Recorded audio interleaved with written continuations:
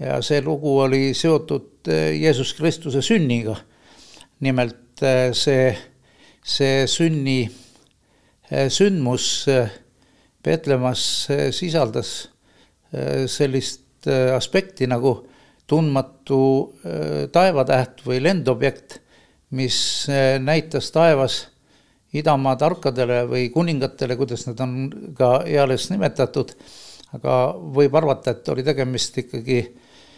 hommikumaa astronoomia, astroloogiaga kursis olevate tegelastega,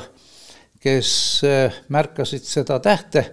ja järgnesid sellele tähele, kuni jõudsid siis Palestiinasse ja siis selle Petlemma lauda juurde, mille kohal see täht nagu peatus. Selge oli see, et see ei saa olla, kuigi ajalooliselt oli sel perioodil taevas oli Halle komeet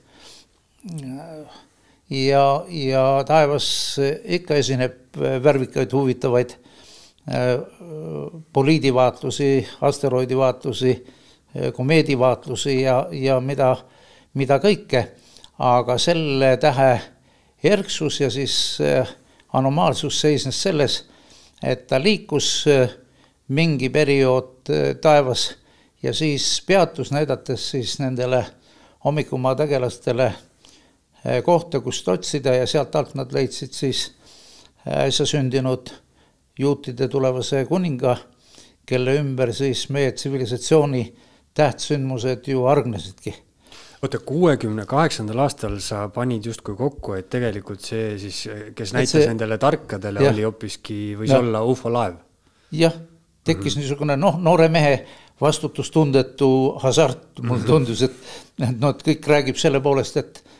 poolt, et see ei ole kiiresti kulgev astronoomiline nähtus, vaid selles on midagi enamat, eks ole. Aga sa pidid olema kindlasti enne midagi UFO-dest kuulnud siis, et sa sellise seose tegid, eks ju? Ma ei kuulnud enne, vaid ma kuulsin täpselt ei mäleta, aga mõni nädal hiljem Soome raadios olid kesköised saated, kus siis tutvustati rockmuusikat ja sinna vahele loeti siis Soome tolle aja noorte toimetajate poolt siis selliseid ekstravagantseid ja huvitavaid lugusi, millest üks oli siis Betty ja Barney Hilli UFO kogemus New Hampshire'is ja siis ma viisin need otsad kokku ja vaatasin, et see nagu kirjeldaks mingisugust väga huvitavat mustrit ja kuna piibli aspekt ulatus väga kaugele ja perekond Hillide lugu oli alles 61. aastal toimunud, siis jäi niisugune mulje, et miks mitte, et tuleks nagu edasi kaevata ja vaadata, kas see võrgustik või muster ulatub ka ja läbib siis nagu vaheaastasadu ja kümneid ja sealt muidugi sai siis hakata kaevama ja tänaseks võtsin niiviisi, et kuna praegusel ajal, et me ei ela just nii väga kirjanduse ja lugemisperioodis või ajastus, et sellepärast ma ei teinud seda väga mahukaks, vaid võtsin vanast ja uuest testamendist välja niisugused lood ja juhtumid, mis pakkusid mulle huvi kui keskkonnaanomaalia, millele on ka nagu sügav teoloogiline ja spirituaalne tähendus ja selle tegi põnevaks minu jaoks see, et kuna ma olen kogunud aastakümneid Eesti anomaaliaid ja Eesti juhtumeid, siis selle juhtumite nagu reas võis leida väga analoogseid lugusi, mis meenutasid neid anomaaliaid nii vanast kui uuest testamendist, et ma pärast on mõned näited või paralleelid. Aga ma küsin see vahele, et kui sa enda peas selle seose lõid, et selles nii-öelda loos võib sümboliseerida siis ütleme niimoodi metafoorselt see täht või midagi muud on ju tähendada, et mis sa arvad, kas sina usud Jeesusesse, Kristusesse kui nagu ajaloolisesse isikusse või sa arvad, et see ütleme, juhatati need targad sinna, et see Jeesus Kristus on ka mingisugune sümbol, et ta sümboliseerib midagi? või mis sa arvad? Loomulikult ma usun kui ajaloolisse isikusse ja siis usun ka kui sümbolisse, sest ta kui sümbol ta töötab niikuinii. Et sellest võiks rääkida eraldi, kui me räägime ütleme nagu teaduslikust maailmakäsitlusest Vernatski võtmes, et kuidas kaos organiseerus ja muutus siis geosfäärideks ja kuidas geosfäärid või planetaarsed objektid said baasiks või vundamendiks hüdrosfäärile, kuidas sinna juurde tekkis atmosfäär, mis kõik koos moodustasid baasi biosfääri tekkeks ja siis biosfääri esindajatena meie oleme tänasel päeval siin sellise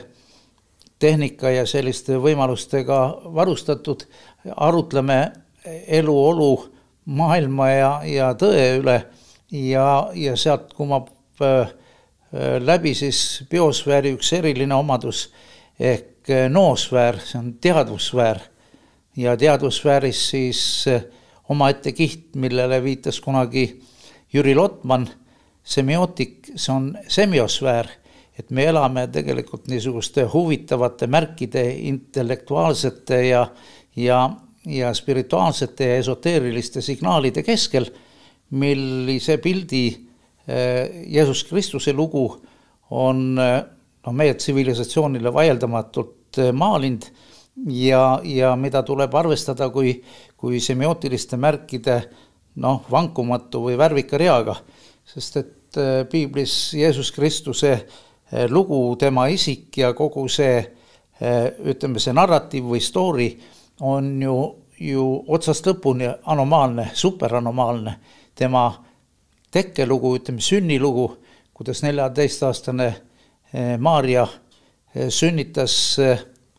ütleme lapse, poisslapse, kelle sünnist andis talle teada anomaalne või nagu tundmatu olend, mida siis tänasel päeval me saame aru, et ingel andis talle teada järgnevad arengud. Samasugune olend andis teada ka Joosepile, et ära muretse, ära vabista, et kõik on okei, et sinu noor kaasa saab sünnitama väga tähtsa olendi teie rahvale ja siis Jeesuse edasine tegevus kõik tema 33 eluaasta jooksul Palestiinas, kui ta liikus ringi, ta parandas haigeid, ta ravis pidalitõbiseid, tegi pimedaid nägijaks jüngritega või oma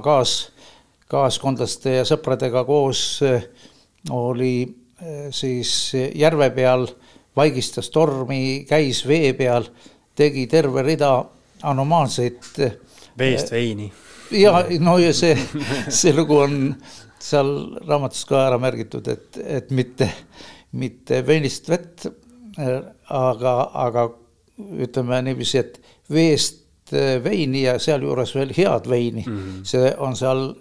loos nagu ära märgitud. Ja siin me jõuame selle vana hea järelduseni, et ikkagi Jeesus Kristus oli tulnukas. Ma olen rääkinud väga eri riikide vaimulikega ja esoteerikute ja siis ka ufoloogidega,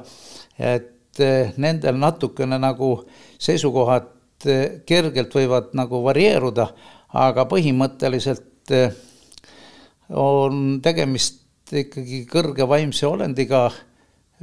kes ei ole meie hulgast pärit, vaid on siia tulnud. Tulnukas ongi ju selles mõttes, et kuidas seda mõistet on mõista. Tõlgendada, et kas sellel on mis iganes konnotatsioon sellel juures just nimelt, jah. Aga kui fakt on see, et see on nagu maaväline. Maaväline, jah. Et extraterrestrial on ka seal nagu tulnuka mõisteks, ta on maaväline või erimaine kuskil. Eesti Esu.